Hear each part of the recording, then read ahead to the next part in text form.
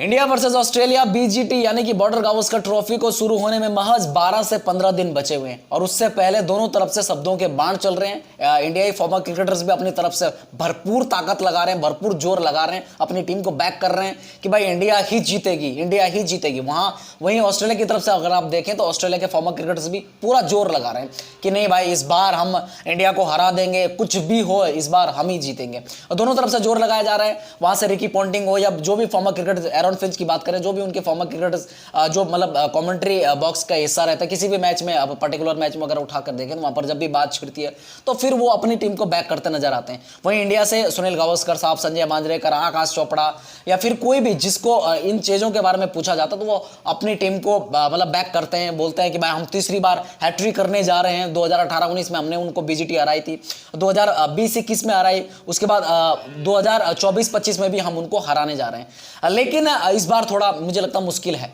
क्योंकि अभी अभी जो स्टेटमेंट पिछले 24 घंटे से स्टेटमेंट चल रही है, जो रिकी पॉन्टिंग साहब ने भी बोला है कि इस बार इंडिया के लिए आसान नहीं होगा। बोला 5 मैचेस की सीरीज में इंडिया ने एक आधा मैच जीत लिया, वही बहुत बड़ी बात होगी बोला इंडिया के लिए। और उसके अलावा बोला ऑस्ट्रेलिया के पास होम एडवांटेज है, इस टीम को घर पर हराना काफी मुश्किल है, एक्सपीरियंस इस टीम के पास। उसके अलावा भाई साहब ये टीम इंडिया से ज्यादा सेटल नजर आ रही, ज्यादा बेहतर नजर आ रही। बोला ये मानना है रिकी पॉन्टिंग साहब का। रिकी पॉन्टिंग भाई साहब दिग्गज खिलाड़ी रहे, दिग्गज कप्तान रहे ऑस्ट्रेलिया के। और मुझे लगता है कि जो ये बातें बोल भी रहे हैं ना कि कंपैरिजन करके देख लो बैटिंग बॉलिंग लाइनअप, भाई ऑस्ट्रेलिया का अच्छा नजर आ रहा है काफी हद तक। मैं बॉलिंग का तो मैं बोलूंगा हाँ, बॉलिंग लाइनअप अगर ऑस्ट्रेलिया का देखें, स्किल वाइज देखें, एक्सपीरियंस वाइज देखें और कंडीशंस का फायदा उठाने के लिहाज से अगर आप देखें तो फिर उनको ज्यादा नॉलेज है वहां के बारे में, उनके पास ज्यादा एक्सपीरियंस है।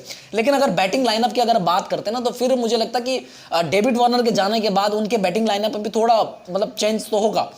नया ओपनर आएगा या ट्रेविस हेड उस्मान ख्वाजा के साथ उस जगह पर खेलेगा, कौन उसके साथ में ओपन करेगा। उसके बाद अगर आप देखिए मानस लबुशेन की उस तरह की फॉर्म नहीं लगी हुई थी। स्टीव स्मिथ को इन्होंने पहले ओपन करवाया कुछ दिन पहले, अगर आपने देखा रहेगा, फॉलो करते हैं क्रिकेट तो स्टीव स्मिथ से ओपन करवाया था। उसके अलावा उसको ऊपर नीचे भेजते आ रहे थे लोग, तो मुझे लगता है कि उसको उसकी जगह पर वापस भेजेंगे तो फिर ओपन कौन करेगा, वो सब चीजें हैं। उसके अलावा जॉस इंग्लिश, एलेक्स कैरी और उसके अलावा कैमरॉन ग्रीन, इनका जो एक फास्ट बॉलिंग ऑलराउंडर इनके पास जो था वो इंजर्ड है, वो बाहर है। इसका मतलब है कि उसकी जगह पर कौन खेलेगा, मिचेल मार्श को मौका देंगे। फास्ट बॉलिंग ऑलराउंडर इनके पास बहुत ज्यादा नहीं है, तो मुझे लगता है कि वहां पर वो बड़ा झटका है इनके लिए। लेकिन अगर मैं कंपैरिजन करता हूं मिचेल मार्श के साथ में हमारा फास्ट बॉलिंग ऑलराउंडर यानी कि नीतीश रेड्डी, तो नीतीश रेड्डी से तो यार बेहतर है मेरे हिसाब से, क्योंकि नीतीश रेड्डी को उन्होंने वो मिचेल मार्श बेहतर है मेरे हिसाब। नीतीश रेड्डी को इन्होंने मतलब पावर हिटिंग के चलते लिया है कि भाई नीतीश रेड्डी लंबे लंबे छक्के मारता है, ये करता है। मेरे हिसाब से यार टेस्ट क्रिकेट में ये एक स्किल के भरोसे आप इतना बड़ा रिस्क नहीं ले सकते। शार्दुल ठाकुर बुरा ऑप्शन नहीं था यार, वो अगर आप देखें डोमेस्टिक क्रिकेट में बहुत अच्छा कर रहा था, बैट से अच्छा कर रहा है, बॉल से अच्छा कर रहा है।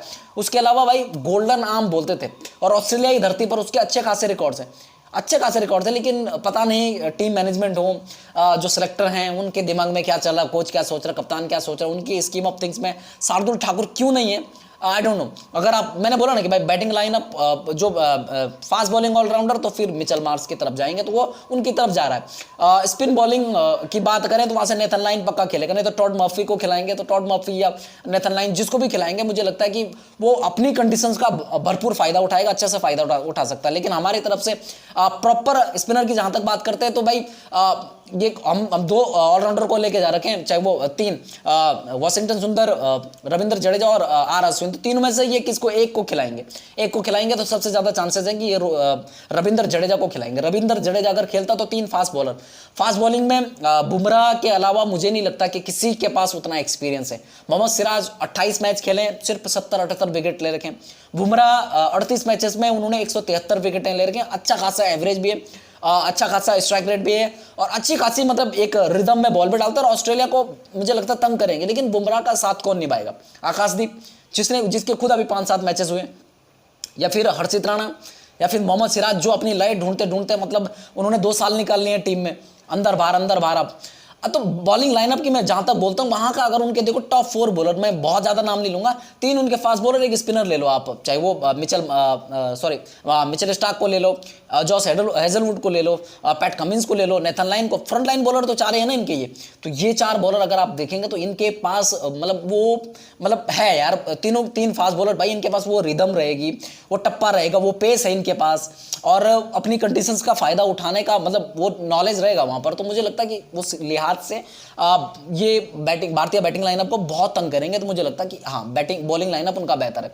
बैटिंग लाइनअप की, इंडिया की बैटिंग लाइनअप की अगर आप बात करते हैं उनसे कंपेयर करके, तो बैटिंग लाइनअप मुझे लगता है कि ठीक ठाक है, फॉर्म में नहीं वो बात अलग है, रन्स नहीं निकल रहे वो बात अलग है, लेकिन ऑस्ट्रेलिया की धरती पर मैक्सिमम बल्लेबाजों के, ऋषभ पंत के देखो, विराट कोहली के देखो, आंकड़े बहुत अच्छे, बुरे नहीं है।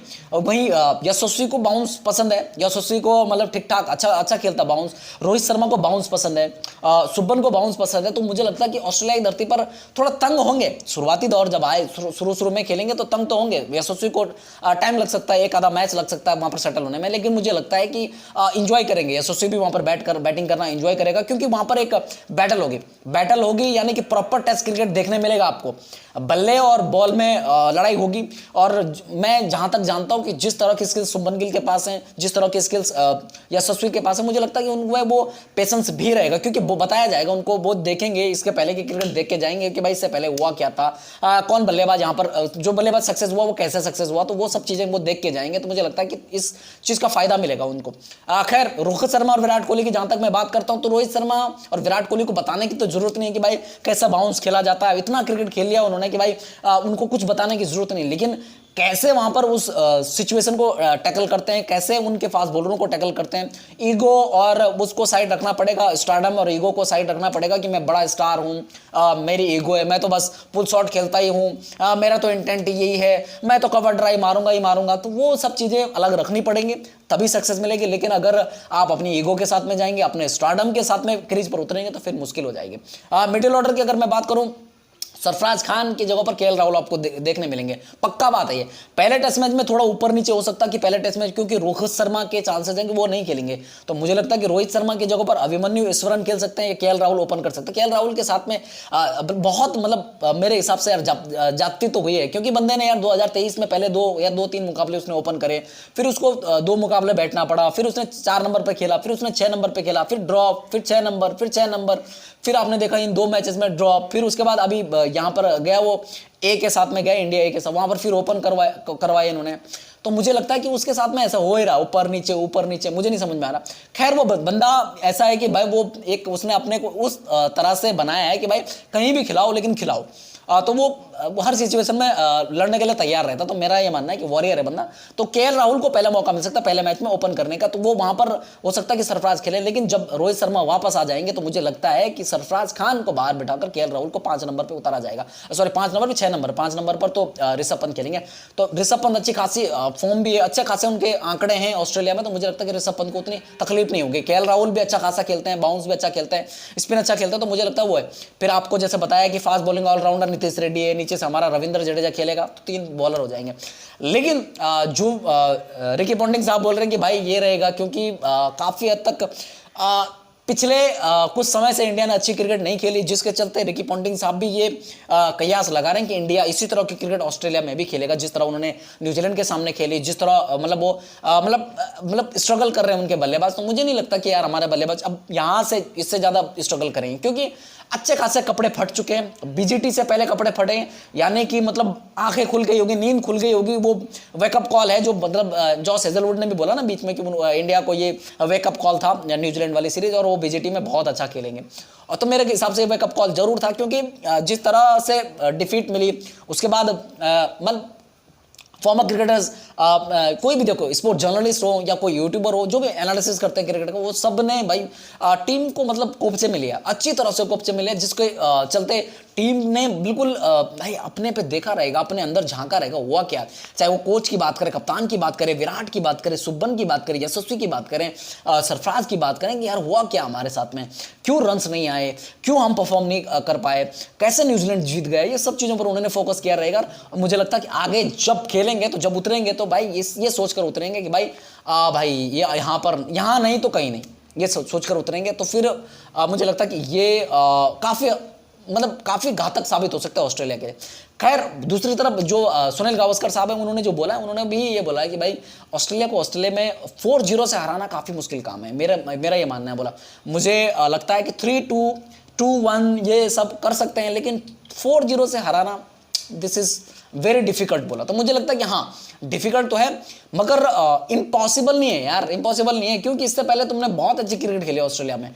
अगर मोमेंटम मिल जाता पहले टेस्ट मैच से, आप अगर अच्छा कर जाते हो, आपके बल्लेबाज जिसके रन्स नहीं आ रहे हैं वो रन्स करना चालू कर देते हैं, तो जैसे भाई ठीक ठाक रन्स कर लेते हैं, जैसे विराट की अच्छी फॉर्म वापस लौट जाती है, यशस्वी अपने कैलिबर पर डिलीवर करता है, शुभमन अपने कैलिबर पर डिलीवर करता है, रोहित शर्मा उस इंटेंट का वो बाजा बजाना छोड़ करके प्रॉपर टेस्ट क्रिकेट खेलते हैं, फिर उसके बाद नीचे से तो कर ही रहे ना वो बेचारे। वो ये 4 हमारा टॉप 4 अगर अच्छा कर जाते हैं तो मेरे को लगता है कि काफी हद तक चांसेस हमारे ज्यादा हैं, फिर काफी हद तक चांसेस है, लेकिन खेलना चाहिए बल्लेबाजों को अच्छा।